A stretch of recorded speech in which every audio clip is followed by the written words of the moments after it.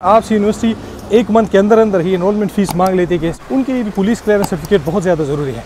अगर आप last enrolment date के बाद यूके आ जाए तो शायद आपको एयरपोर्ट से वापस भगा दे। तो जो भी देखिए, जब आप यूके के वीज़ा के लिए अप्लाई करते हैं आप बहुत एक्साइटेड होते हैं और बहुत सारी चीज़ें आप लोग के साथ एग्जेजरेटेड की जाती है। कुछ ऐसी इंपॉर्टेंट बातें हैं जो कि इंतहाई ज़रूरी है यहाँ पे सक्सेसफुल होने के लिए और एक अच्छा स्टार्ट लेने के लिए, जो कि आपके कंसल्टेंट्स आपको नहीं बताते क्योंकि उनको इन चीज़ का आइडिया भी नहीं होता। और दूसरा ये कि चूँकि you are their clients and they want to ruin their businesses, तो वो ये चीज़ें आप लोगों से छुपाते हैं। तो आज की वीडियो में मैं आप लोग को बताऊँगा 5-6 ऐसे इंपॉर्टेंट थिंग्स, ऐसी इंपॉर्टेंट चीज़ें जो कि आप लोगों को किसी सूरत इग्नोर नहीं करनी चाहिए और आपको यूके आने से पहले इन चीज़ों को फुलफ़िल करना होगा, तभी आप यहाँ पे एक सक्सेसफुल स्टार्ट ले सकते हैं। तो वो कौन सी चीज़ें हैं, विदाउट एनी डिले चलिए इस पे बात करते हैं। सबसे पहली चीज़, please before you come to UK read, even before you applying for the visa application, read your offer letter and case letter, specially case letter, क्योंकि केस लेटर पे जो इन्फॉर्मेशन होती है वही इन्फॉर्मेशन UKVI यूज़ करती है आपके application को रन करने के लिए। तो अक्सर ये होता है कि एक प्री केस यूनिवर्सिटी आपको भेज देती है और वो आपसे कहती है कि आप इसको रीड करें और जो भी कोई प्रॉब्लम हो इसमें आप हमें बताएं। तो कई बार ऐसा होता है कि जो आपको स्कॉलरशिप देने हैं वो उन्होंने पार्शल वो मेंशन नहीं की होती, या जो अपनी फ़ीस पे की होती है वो ना या मेंशन नहीं की होती या कम मेंशन की गई होती है, जिसकी वजह से आपके बैंक स्टेटमेंट पे इफेक्ट पड़ता है।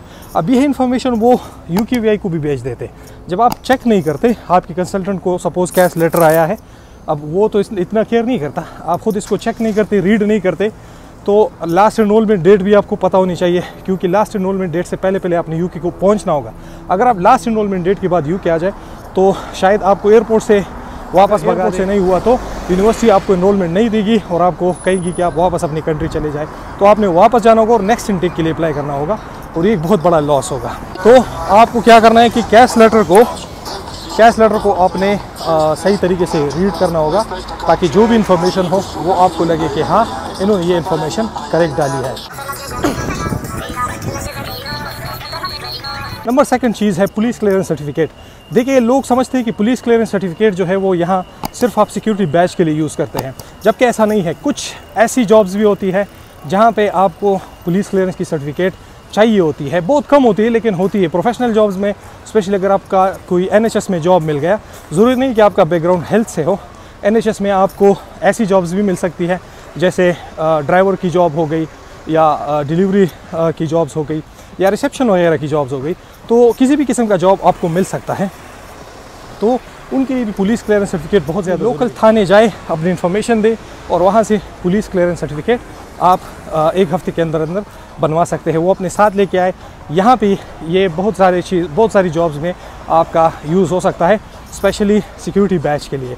तो ये चीज़ लाजमी लेकिन है। एनरोलमेंट फ़ीस, देखिए, जब आप इनिशियल डिपॉजिट जमा कर देते हैं तो वही इनिशियल डिपॉजिट आपको कंसल्टेंट्स बताते हैं, वो ये नहीं बताते कि आपको यूनिवर्सिटी को एनरोलमेंट फ़ीस भी देनी होगी।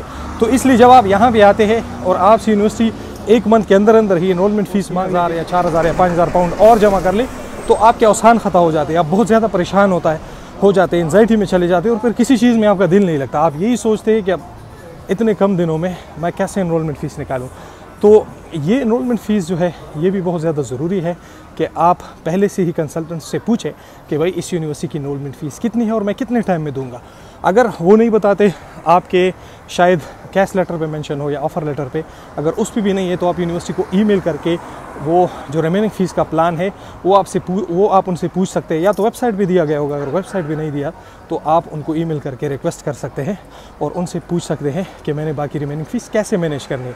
क्योंकि कंसल्टेंट्स क्या करते हैं कि स्टूडेंट्स को कह देते हैं कि वहाँ जाके हर कोई अपनी रिमेनिंग फ़ीस मैनेज कर लेता है, तो इसलिए आप भी मैनेज कर सकते हैं। जबकि जैसा मैंने कहा, जब आप पहले आते हैं तो अगर पहले महीने आपसे 3-4 हज़ार पाउंड मांगेंगे तो आपने तो अभी जॉब भी स्टार्ट नहीं की, आपने सिर्फ NI नंबर और बैंक के लिए अप्लाई किया होता है, तो इतने कम टाइम में आप कैसे अरेंज कर पाएंगे। तो इसलिए मैं कहता हूँ कि आप कोशिश करें कि एनरोलमेंट फ़ीस और जो रिमेनिंग फ़ीस है उसका प्लान भी साथ लेके चले, कि यहाँ आके फिर आप विदाउट प्लानिंग आ जाते हैं तो ये सारी चीज़ें आपको फेस करनी पड़ती है। आप जिस भी इंटरव्यू में जाते हैं आपसे ये क्वेश्चन लाजमी पूछोगे, और जो सबसे इंपॉर्टेंट बात है वो है ड्राइविंग लाइसेंस। अगर तो आपको गाड़ी चलानी नहीं आती तो आप कोशिश करें कि गाड़ी सीख लें। यहाँ पे बहुत ज़्यादा महंगे होते हैं लेसन, और इंटरनेशनल ड्राइविंग लाइसेंस यहाँ पे 1 साल के लिए चलता है, वो लेके आए। ट्रस्ट मी, अगर आपके पास ड्राइविंग लाइसेंस होगा तो आपके पास जॉब्स की अपॉर्चुनिटीज़ 2, 3 या 10 गुना नहीं 1000 गुना बढ़ जाती है।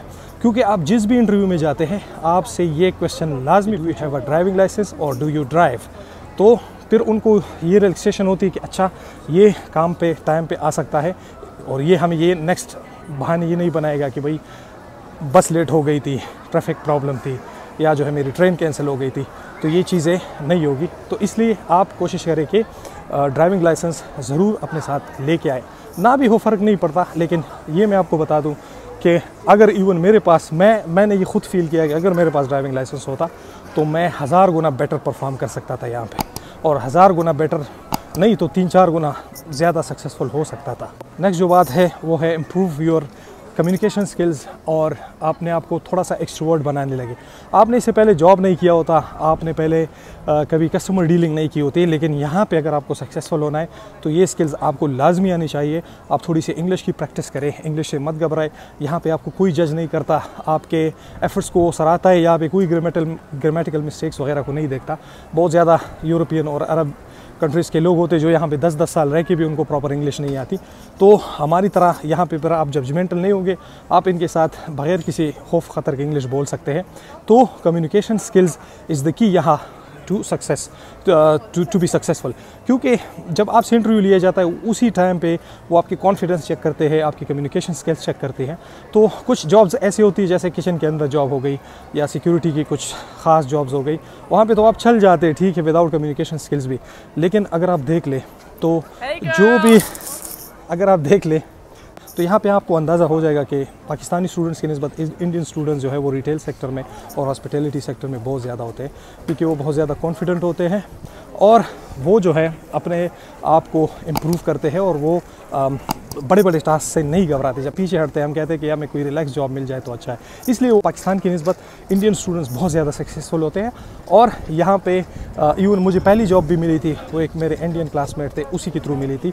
तो यहाँ पे कम्युनिकेशन भी आपस में ज़रूर किया करें। एक और टिप ये है कि आप अपने साथ तकरीबन 3 महीने के एक्सपेंसेस लेके आए। उसकी वजह ये है कि जब आप एकोमोडेशन लेते हैं तो आपसे पहले महीने की रेंट चार्ज नहीं करते, आपसे डबल चार्ज करते हैं। क्योंकि सपोज़ अगर आपका रेंट आउटसाइड लंदन 300 पाउंड है या लंदन में 400 या 450 पाउंड है, तो उतना ही आपसे डिपॉजिट भी लिया जाएगा। यानी अगर आपका 400 पाउंड है तो आपसे 800 पाउंड लिया जाएगा। तो 800 पाउंड तो यहाँ पे गए, आप 500 पाउंड के साथ आ जाते हैं तो फिर बहुत ज़्यादा प्रॉब्लम हो गया आपको। इसलिए कम से कम 2000 पाउंड तो लेके ही आए, ताकि नेक्स्ट जो मंथ है उसके भी कम से कम आपके पास पे करने के पैसे हो, और उसके बाद आप कोशिश करेंगे तो इंशाल्लाह इतने टाइम में तो आपको जॉब मिल ही जाती है। तो आई होप ये वीडियो हेल्पफुल लगी होगी। प्लीज़ लाइक करें, मेरे 85% सब्सक्राइब जो व्यूवर्स हैं, नॉन सब्सक्राइबर्स हैं, सब्सक्राइब ज़रूर करें। And I will see the next video. अल्लाह हाफ़िज़।